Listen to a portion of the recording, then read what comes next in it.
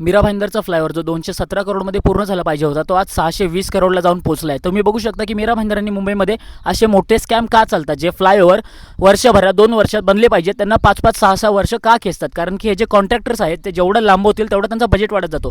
तुम्ही विचार करा, 400 करोड जास्त ह्या कंपनीने डिमांड केली आहे आणि हा एक मोठा करप्शन आहे. पैसा कोणाचा आहे? हा गव्हर्नमेंटचा पैसा नाही आहे ना, पब्लिकचा पैसा आहे, पब्लिकच्या मेहनतीचा पैसा आहे, त्यांच्या टॅक्सचा पैसा आहे. हा पैसा हे इकडे वेस्ट करतात आहे आणि त्यामुळे लोकांना जे त्यांच्या बेसिक नीड्स आहेत त्या भेटत नाहीत. त्याच्या व्यतिरिक्त मेट्रो पण तुम्ही बघू शकता, मेट्रोमध्ये पण मोठे मोठे स्कॅम आहेत. त्यामुळे गेले कित्येक 5-6 वर्ष झाली हे कामं चालू होत नाही आहेत. मीरा भाईंदर मुंबईसाठी ही खूप अशी वाईट गोष्ट आहे, कारण की एवढ्या मोठ्या लेवलला करप्शन होणं, पब्लिकच्या टॅक्सचा पैसा असं वाया जाणं आणि कामं नाही होणं, आणि जे कामं आहेत ते पण बोलतात ना एकदम फालतू स्वरूपाच्या रूपात होतात. त्यामुळे बेसिक फॅसिलिटीज, बेसिक नीड्स जे असतात त्या मुंबईकरांना, मीरा भाईंदरकरांना भेटत नाही आहेत.